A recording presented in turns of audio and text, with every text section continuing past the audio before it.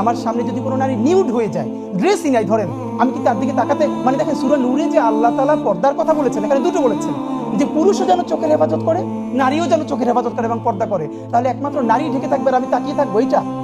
এই সমস্ত কথা যারা বলে, এবং আমরা দেখলাম পরের দিন তাকে এই করার পরে একটা গ্রুপ তার সামনে গিয়ে তার হাতে কোরআন শরীফ উপহার দিচ্ছে। আপনি পোট্রে করেন যে পুরো সোসাইটি দেখলো একটা ছেলে, একটা লোক একটা মেয়েকে টিস করেছে, ড্রেস নিয়ে খারাপ কথা বলেছে।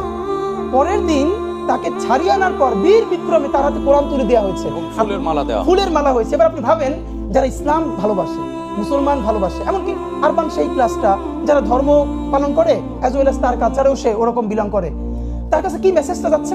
এবং আপনি খেয়াল করেন, এর সাথে বাংলাদেশের মূলধারার কোনো আলেমদের সম্পর্ক নাই। আমাদের আফসোসটা কি জানেন? আজ থেকে 15-16 বছর আগেও বাংলাদেশের যত ধর্মীয় ইস্যু, এগুলো সব মূলধারার আলেমরা নিয়ন্ত্রণ করতেন। হঠাৎ করে কোনো ফেসবুক সেলিব্রিটি না। ধরেন বাইতুল মোকাররম মসজিদের খতিব, আপনার নিশ্চয়ই মনে আছে,